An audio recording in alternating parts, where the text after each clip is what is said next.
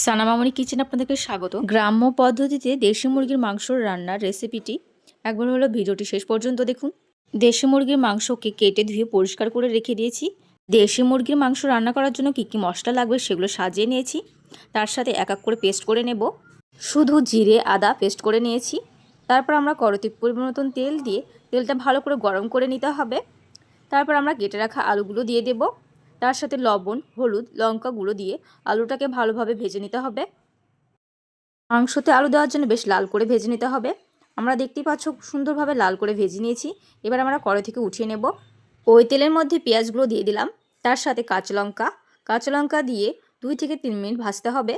খুব সুন্দরভাবে পেঁয়াজ আর কাঁচা লঙ্কা ভাজা হয়ে গেছে। এবার আমরা টমেটো কুচি দিয়ে দেব। টমেটো কুচি দিয়ে 2 থেকে 3 মিনিট ভেজে নিতে হবে। তারপর আমরা ধুয়ে রাখা দেশি মুরগির মাংসগুলো দিয়ে দিলাম। গোটা রসুনের কোয়া দিয়ে দিলাম। তারপর আমরা ভালো করে নেড়ে চেড়ে নিতে হবে। খুব সুন্দরভাবে মাখিয়ে নিয়েছি। মশলাগুলো ভালোভাবে মাখানো হয়ে গেছে। এবার আমরা আদা আর জিরে একসাথে পেস্ট করে নিয়েছি, সেটা দিয়ে দিলাম। হলুদ গুঁড়ো, লঙ্কা গুঁড়ো, পরিমাণ মতো লবণ, কাশ্মীরি লাল লঙ্কা গুঁড়ো দিয়ে দেব। সব মশলা একসাথে মাখিয়ে নিতে হবে। ভালো করে মাখিয়ে নেড়ে চেড়ে নেব। খুব সুন্দরভাবে মাখানো হয়, তার জন্য বারবার নাড়াচাড়া করতে হবে। দেশি মুরগির মাংস রান্না করার জন্য আমরা কোনো কিছু পেস্ট করিনি, শুধু আদা আর জিরে পেস্ট করেছি। খুব কম মশলা কম তেল দিয়ে রান্না করছি। ভালোভাবে মাখানো হয়ে গেছে, দেখতে পাচ্ছ। এবার ঢাকা দিয়ে দেবো। 5 থেকে 6 মিনিটের জন্য ঢাকা দিয়ে দিয়েছি। ঢাকনা উঠিয়ে আবারও নেড়ে চেড়ে দেবো। এবার আমরা ভেজে রাখা আলুগুলো দিয়ে দেব। আলুগুলো ভালোভাবে সেদ্ধ হয়, তার জন্য আগে থেকে আলুগুলো দিয়ে দিলাম। আলুর সাথে ভালো করে মাখিয়ে নিতে হবে মশলাগুলো।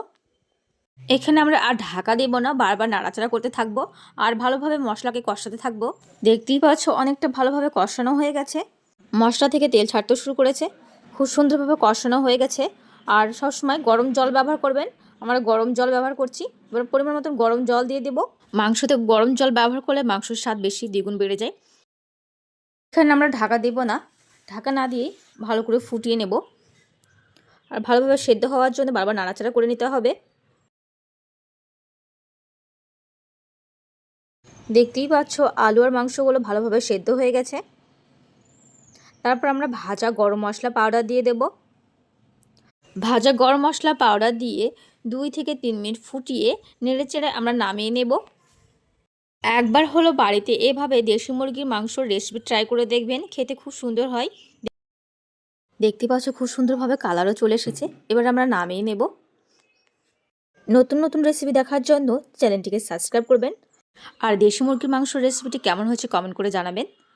ভিডিওটি ভালো লাগলে লাইক, কমেন্ট অ্যান্ড সাবস্ক্রাইব করে পাশে থাকবেন।